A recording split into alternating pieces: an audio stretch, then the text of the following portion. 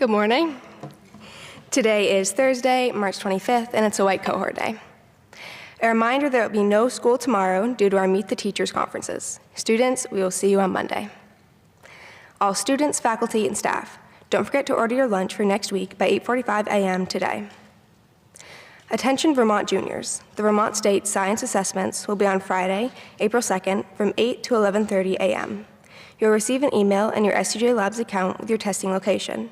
They'll also be posted on the board outside the academic office in Colby Hall and in Streeter Hall. Attention college-bound seniors. Have you started researching and applying for scholarships to help with college costs? Now is the time. Be on the lookout for an email from guidance every Friday for updated scholarship opportunities. You can also access the scholarship list through your Naviance account. Don't wait. Be sure to check the list often, as we are always adding new scholarships to the list.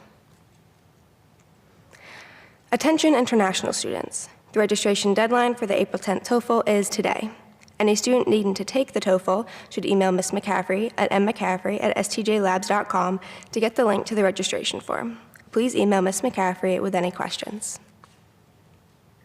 Scholarship Spotlight.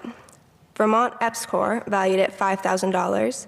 The scholarship is provided to selective Native American and first-generation college students who enter STEM majors, science, technology, engineering, math, at a Vermont college or university. Scholarships are awarded on the basis of academic standing, letters of recommendation, and an essay detailing career goals.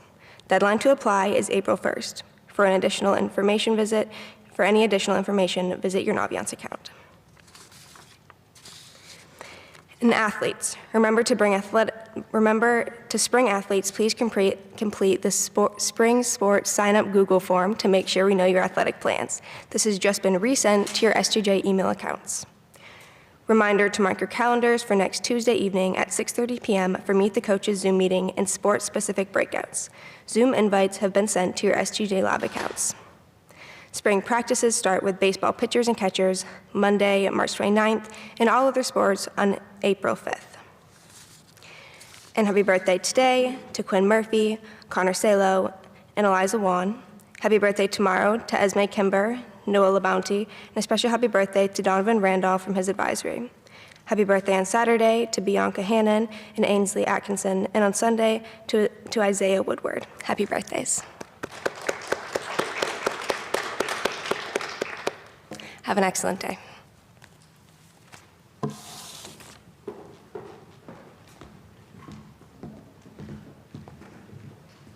Thank you, Sierra. Good morning, everyone. So yesterday we learned of 2 additional positive cases of COVID in our community, and the COVID response team felt that they warranted a mention this morning. Because in these most recent cases, we actually have close contacts that have occurred here at school because proper distancing was not observed. To be clear, close contacts is a technical term. It doesn't mean that there's actually been spread, but you're considered a close contact when you've not followed our protocols. So if you take your mask off or stay too close for too long, the Department of Health will tell us that you are a close contact. We still don't have any instances of in-school transmission, but the community case count is also up, and that's reflected in our numbers over the past week or so, as is the recent spike everywhere in youth cases. I mean, part of that is because older folks have been getting vaccinated, and some COVID fatigue, I know, is setting in. And there's a tendency that we've seen toward relaxing some of the measures that we've put in place. I think you know what I'm going to say about that. If you want to keep doing the good work that we're doing here on campus, and until there's a change in the guidelines, we're hoping that the one comes. We're hoping we can be a little closer, and that the state goes along with the CDC and recommends that we get a little closer. But until then, we need to stay vigilant. We need to keep doing our measures so that we don't have close contacts here on campus, because if we have too many, it means that everyone will have to stay home. And we just don't want that. So keep 6 feet apart in class, keep your masks on and over your noses, keep track of where you are. Don't wander around campus or wander into buildings or go to places that you're not meant to be for outside of class or study halls. And if you're not feeling well, please stay home, even if you have only mild symptoms, or go to the health center if you're here on campus. And when you're not here, think about the effect of gathering outside of school without masks. Given the rate of community spread, we'd rather have you actually here with us in masks and distanced than not. So don't stop now. We are so close. If we want to keep doing what we're doing and also keep potentially expanding those things that we can do in the spring, including those celebrations of graduation and all of the other springtime celebrations, we have to keep going. We have to stay vigilant. So we know you want that. So let's not put those days off. I know we can do it. And that is my public service announcement for this morning. Please, we will be enforcing more and more if we don't see you all doing these things. So thank you. I know it's hard. It's hard for all of us, but we can get there. I know we can. So I would like to invite to the stage Cale McGinnis and Bo Despens, who are going to announce, I think we're going to pick the winner of the Autobody mini fridge raffle. So welcome to the stage, guys.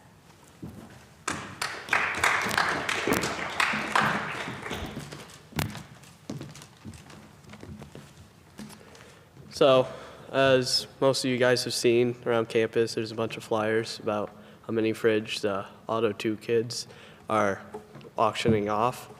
And the reason we're auctioning it off is because we would like automotive sweatshirts, and we thought we'd want to earn it instead of just getting handed it to them. So it was people that have painted it and designed it were Carter Zhang, Cameron Lamar, and myself. And yeah, that's about it. And now we'd like Dr. Howell to draw. Pick the winner? Okay. We'll stay apart. Okay.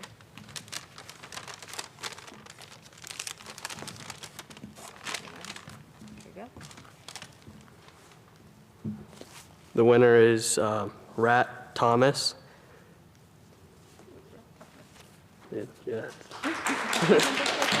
So we'll keep this. Didn't know we had someone named Rat, but we'll call the number on the card. And now it gives me, I'm honored to bring to the stage Stephen Burchin.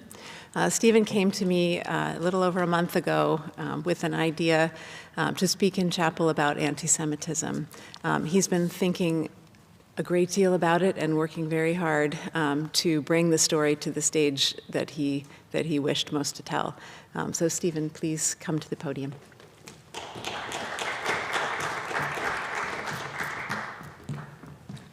Thank you, Dr. Howell. Good morning, St. Johnsbury Academy. My name is Stephen Burchin, and this is my senior year here at the Academy.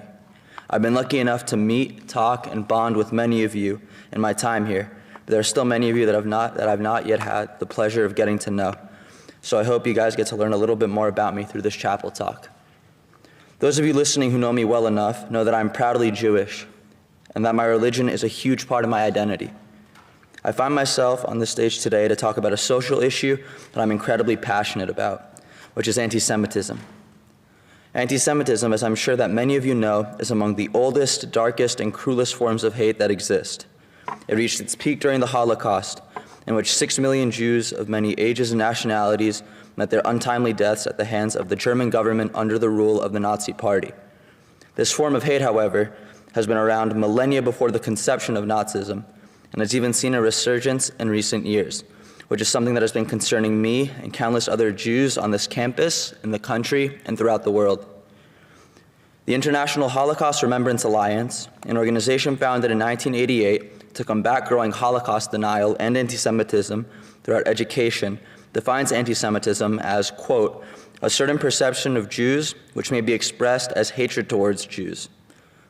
According to the Alliance, rhetorical and physical manifestations of anti-Semitism are directed towards observant Jews and non-observant people of Jewish heritage, their property, and their community institutions or religious facilities. One of the reasons I stand here to speak to you today is to try and tell you that anti-Semitism did not end with the Holocaust. Our nation watched in horror on January the 6th of this very year powerful evidence that both anti-Semitism and many other forms of hate are very much still alive. In fact, I'm almost positive that most of you listening have seen the picture of a certain gentleman proudly wearing a hoodie that read, "Camp Auschwitz, work brings freedom," while storming the Capitol. The sad thing is that we don't even have to look back too far to see far more violent instances of anti-Semitism that plagued our country before the Capitol Hill riots. Whether it be at Pittsburgh's Orle Simcha synagogue shooting in 2018 that took the lives of 11 religious worshipers and injured 7 more, or the 2019 Jersey City shootings that took the lives of 6 people simply shopping at a kosher grocery store. I also stand on this stage here today to tell my own family's story, and for this I must thank my fellow senior, Sierra Manasseh Kernan, for her own courage in coming up on this very stage in January and proudly telling her own family's experience and involvement in the fight for civil rights in the 1960s. I'm the grandchild of Holocaust survivors.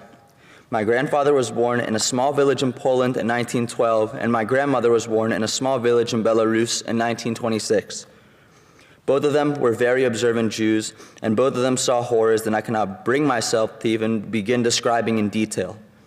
What I can tell you this morning is that both my grandparents endured pain and suffering you and I cannot begin to imagine and came out of it alive and strong. My grandfather Zalman bravely fought against Nazi occupiers in a Jewish militia called the Partisans who fought back against the Nazis. He joined immediately after the Germans began to round up and murder the people in this village, and fought until the very end of the war, until 1945, before moving to New York City to open his own clothing store between Orchard and Rivington Street on the Lower East Side. My grandmother was not as lucky and was only 13 years old when the Germans came. She saw most of her family butchered in front of her very eyes before she managed to escape with only a few of her siblings and mother into the nearby forest, where she hid and survived until the end of the war for some 6 years. My grandparents' story brings me strength. I carry my grandfather's Hebrew name with honor, and my grandmother, who turned 94 in December and is currently fighting COVID, is by far the strongest woman I've ever met. They met in the newly formed country of Israel in 1955, fell in love, and moved back to the States together to start a family shortly after.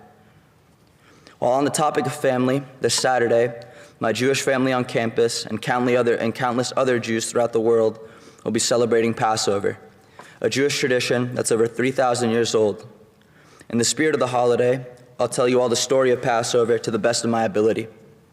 Passover is the holiday in which the Jewish people give thanks to God for freeing their ancestors from slavery and oppression they faced in Egypt. It started when the Egyptian Pharaoh Ramses ordered that all the Jews' firstborn children were to be killed in an attempt to keep the slaves in their place. Hearing that her own child would be killed, Jochebed, Moses' mother, put her child in God's hands, placing him in the Nile River, placing him in a basket and letting it drip down the Nile River. By some miracle, Moses ended up in the hands of the Pharaoh's daughter, who raised Moses as her own child and groomed him to be a true prince of Egypt. After many years as living as an Egyptian, God came to Moses and told him the truth. He was Jewish and was one of the people that he looked down to as slaves for most of his life. God told Moses that it would be his job to free them from bondage. So Moses went to Ramses, asking him to let his people go. Ramses laughed, telling Moses that he would never let his people go. And as a result came the first plague, as the Nile River, the Egyptians' main source of water, turned to blood. Moses returned to Ramses sometime later, asking once again that he let his people go. He refused again, and there came another plague. This would go on in 10 different occasions until God unleashed the ultimate plague, sending the angel of death to take the life of every firstborn Egyptian child. It was this plague that took the life of Pharaoh's own child that he agreed to let Moses' people go. And shortly after, all the Jewish slaves left Egypt as free people on their way to the promised land of Israel. All of a sudden, Ramses changed his mind. He wanted blood and led an army to follow the freed Jews and slaughter them. Pharaoh's army caught up with them just as they reached the Red Sea. Fearing that his defenseless people would get murdered, God opened the sea in half, giving the Jews safe passage, and closed it as Pharaoh's troops tried to reach them on the other side. These acts of God, along with the freedom of the Jewish people, are the miracle of Passover. And if there's a lesson to be learned from the story of Passover, it's that the capacity to keep hope while facing adversity and to honor heritage are the two most powerful things that we as humans all possess. Thank you to everyone for listening, and thank you to Dr. Howell for giving me the chance to speak today. Stay safe and stay healthy, St. Johnsbury. Thank you.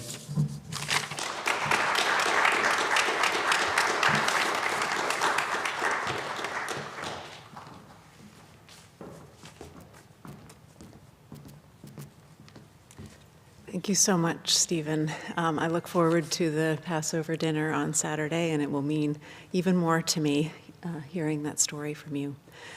Thank you, everyone. Have a good day, and we'll see you next week.